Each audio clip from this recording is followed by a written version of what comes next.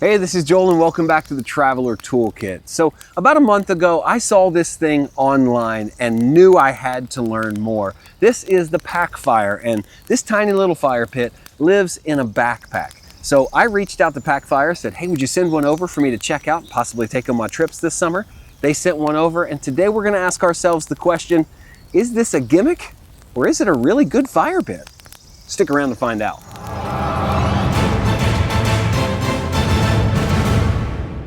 Now, I'll be the first to admit that a fire pit in a backpack may sound cool for marketing, but is not really something that I think a lot of people are asking for. I mean, if you want to have a fire a mile out into the bush, you're just going to have it on the ground. You're not going to bother with a fire pit. And something this heavy, 35 pounds, is not going to be easy to lug around for that long, even though it actually does have backpack straps that work. Where I think this really comes into play is when you want to throw a fire pit in an RV compartment, in the trunk of a car, in the back of a truck, and leave the mess behind. It's all encompassing. The way it breaks down and the design is what really makes it attractive. So I'm going to focus on those features and not the fact that this is a fire pit in a backpack. All right, so let's get the Packfire out of this backpack and start taking a look at the features so we can do our first burn in it. Now, like I said before, this is a little heavy to lug around. It's 35 pounds total. That's about 28 pounds for the fire pit itself, 7 for the backpack and all the components. But you can see a guy that is obviously fit and strong has a hard time holding it up this high and talking for a while. So let's take a closer look at the backpack and the fire pit inside. All right, and quickly taking a look at the straps here, you have the backpack straps that are adjustable, but also has a strap across the front for your chest. Pretty light duty, but big enough straps. I think we could get rid of these altogether and it would be a great product. I find myself picking it up by this handle, which is squishy and comfortable, but I think needs a little more stiffness. Honestly, could have 2 of these and it would be better. Maybe this was a little higher. We had handles on the side, just other places to grab it, because I think the backpacks straps are not really what we're here for. What we're here for is this great fire pit inside this case. The back side is hard plastic. So this is kind of your structure side. And on the bottom, you have a kickstand. So if you're not a golfer, this won't look familiar, but this looks exactly like a golf bag kickstand. There's an actuator on the bottom, and when you lean this forward, it kicks out a little leg for the Packfire so that you can set at this perfect angle to get everything out from the inside. It's a really smart design. It's all mechanical, so it's going to be easy to do every time. Kick it down, and then you can grab this big buckle, unbuckle it, and everything is right there, easy to get. And I'm so impressed with this kickstand that I want you to see it from another angle. See how easy that goes out? Really nice. It deploys and retracts all on its own. And one other thing about the pack itself is that you do have 2 large zippers down both sides of the back, so that if you get some dirt, debris, or anything down here needs to be cleaned, you can simply take this out and have full access to the back of the pack and everything in it. You don't need to do that to get it out normally, to set up, to tear down, to pick up, to put away, but it is there if you need it, which is nice. And when it comes to camping and RVing, the key question is, can you pack it away? Can you get it to the next site or the next trip easily? And I think because this case is all-encompassing, it includes everything inside of it and really keeps the mess away from your cargo haul, you actually can. So even though it's a little heavy, this is a modest-sized cargo area in our Ember Overland series. And you can see when I set it up in here, we've got a lot of extra room off to the side. You can set it up sideways like this, or you can lay it down flat if you need it to be flat. But the fact that it's all contained in there and the mess is inside this case enables me to put it places that I wouldn't normally put a fire pit. All right, let's go ahead and take the Packfire out so I can show you all the components and how easy they are to unpack. Right up top, you're gonna have the walls of the fire pit, and then down below, this is the top and bottom ring. So they nest together.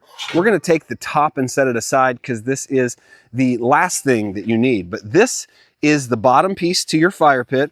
You'll see it's got a concave look to it with holes. This allows ash to fall through. This is your ash pan. And then underneath This is the coolest part. These are the retractable legs. There are no buttons to press, simple mechanics that pull all three of these legs out evenly and together. You can put them back in just like that. There's no clip, no snap. I kind of like clips and snaps in this area, but seems to be really strong and sturdy. You'll see the legs are kind of flexed out there. And I believe this is a combination of stainless steel and aluminum, the entire fire pit is. So you're gonna pop out the legs here to the fire pit and obviously set that on the ground to get started. Then once we have our base set on the ground, we're gonna pick up our walls here, which have this nice handle on the inside that you can grab it with. I believe there's a handle on both sides. Really easy to pick up. And this is the wall of your fire pit that's going to form a circular ring, and you just set it on top.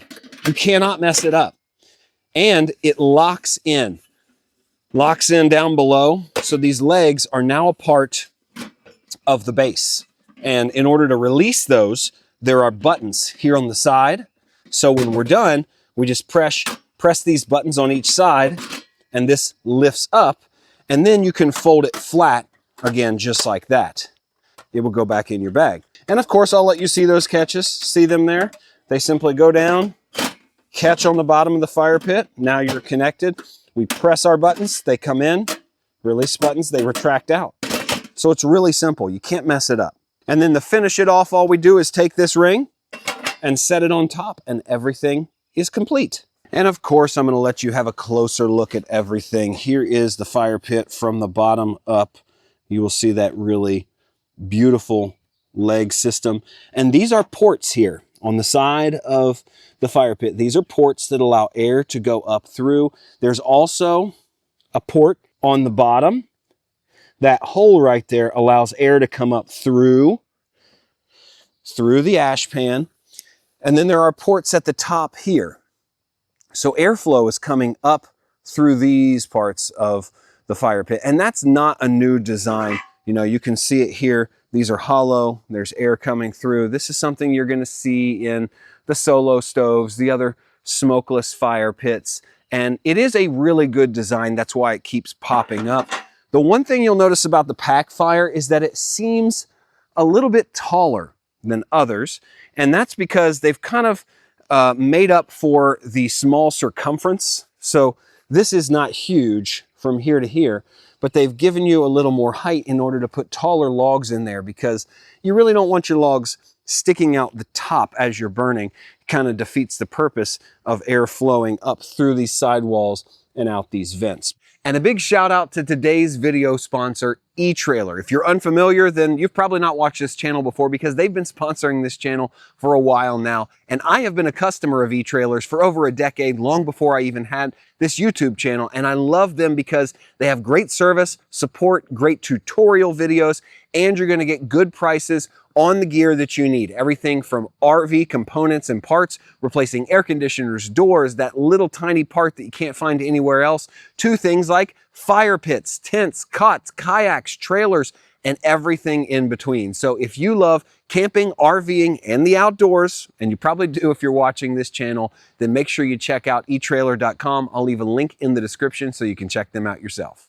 Now, I did bring a bundle of real firewood, but we've had a lot of rain lately, and because I'm not the best planner, this wood is kind of wet. It's damp along the outside. So I thought we'd start with some firewood that Packfire actually sells. And when you tell me that a fire pit company sells firewood, I'm going to be wary of it first and foremost, because that seems like a renewable income model. But I like the idea of this. It's just the cost I don't love. 2 of these small boxes like this one here cost $60. And they claim you're going to get over 8 hours of burn time with 12 of these compressed wood briquettes in here. And they are pretty impressive looking. They're obviously going to burn cleaner. They have a lot less moisture. And if you're going into an area where you're going to have a couple fires and you just want to take something easy, this would be great. But at $60, that could be, you know, anywhere from $20 to $30 a fire. I don't think you're going to get 6 fires out of these. I just don't know that 2 blocks is going to work for 1 fire. So let's throw a couple of these in there, start out with these, get some coals going, then I'll put our semi-wet wood in there so we can see both. Okay, let's just put these inside. I don't know, maybe 3. Yeah, that looks good. And my preferred method of fire starting, the little propane torch here. Let's get it on. Oh yeah. See how easily these things start.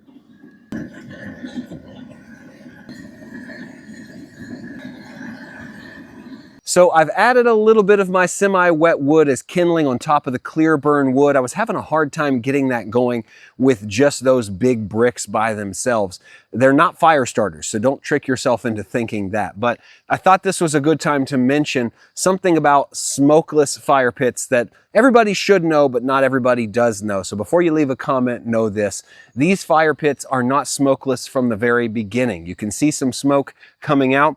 It's impossible to be smokeless as you're starting a fire. But once this fire gets going, once the flames are roaring, you will see very little smoke coming out of this fire pit because of the ventilation and the way that you're getting a more complete burn. So that's what the technology smokeless means. It doesn't mean that you'll have no smoke throughout the entire process. It just means that once you're burning, it'll be a lot less smoke than a normal campfire. And see what I mean? Once you get things going, those clear burn logs are really burning down in there. And even though this wood has some moisture in it, I can see it sizzling a little bit. There is very little smoke coming out of the Packfire. It's efficiently handling that. And I know once these coals get hotter, we're gonna start to see flames coming out of those vent holes as they move along. So I'm gonna keep an eye on how much flame is visible from over top, because I know some of you are thinking that this is so tall that it might be hard to see flame over top of it. But even in these early stages, I can tell you, we've got plenty of flame coming out, and we can build this fire up more so you get more of that orange glow.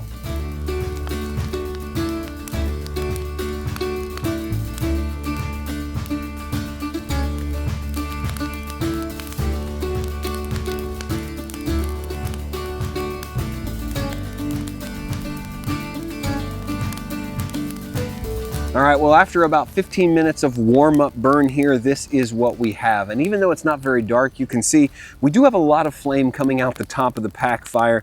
I don't think that height's gonna be of any worry because I really don't have all that much wood in there. We have 3 of those clear burn logs at the bottom, and I put probably 4 or 5 pieces of semi-wet kindling like this right on top.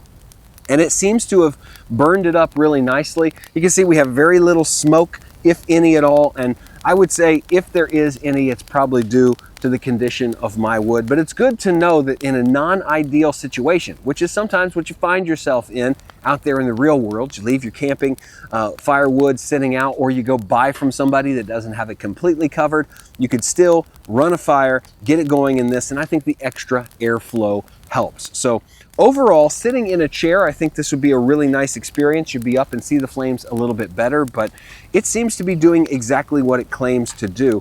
And for something that came out of a backpack, that's not bad. And one final thing about the fire itself I want to point out. Take a look at those logs. The black on them, that's not something you're going to get out of every single fire pit. That char is going to lead to very little ash. That's what these smokeless fire pits do. They circulate that flame all the way around the wood, so you're getting a more complete burn. You're getting more flame, and even though it's the daytime, you can see we have plenty of flame coming out over top in this small little fire. And I can tell you, plenty of heat too. You're getting heat even down here. It's radiating through those walls. Lots of heat coming out the top. This is a really nice campfire. That is a complete burn right there. That is a beautiful looking fire and some beautiful looking coals. And if we fast forward in time about 4 hours, this is all that we have left. You see, we still got some hot coals down there, but there's not much left. Still a lot of heat coming out of there. Whew, pretty complete burn. All right, so final thoughts on the Packfire. I mean, obviously, it's a good fire pit. And if it wasn't a good fire pit, none of the rest of this would even matter. It's actually made of great materials. I mean, stainless steel and aluminum, some of the best materials you can make things out of to last and be lightweight. So kudos on the design, the way it goes together, comes apart, packs up. It's all great, and it makes a great fire. It's a smokeless fire pit, well designed as it should be, but that in itself does not make the Packfire unique. There are a lot of smokeless fire pits out there, solo stoves, brios, things like that. You can go check those out. But what I think makes the Packfire different is the case. And it has nothing to do with the fact that it has backpack straps on it, because I think backpack straps are kind of a marketing gimmick. I mean, yes, it's a cool name. Packfire does pack away, but I don't think of backpack when I think Packfire. I think pack as in this case.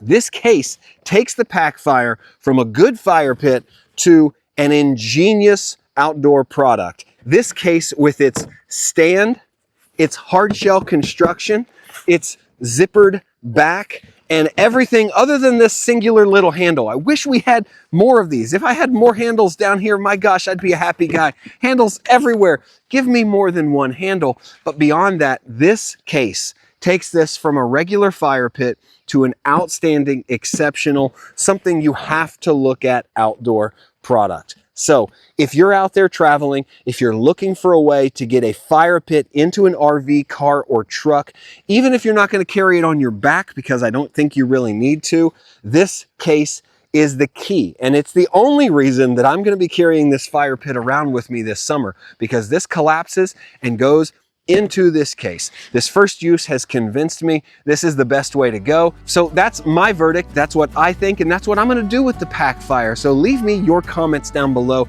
I want to know, what do you think? Would you carry this around? Is this case enough to entice you to take the Packfire with you on your camping adventures? Do you even think we need portable fire pits, or should we just use the fire rings they leave us at the state park? Let me know in the comments down below. As always, my name is Joel. This is the Traveler Toolkit, and I will see you in the next video.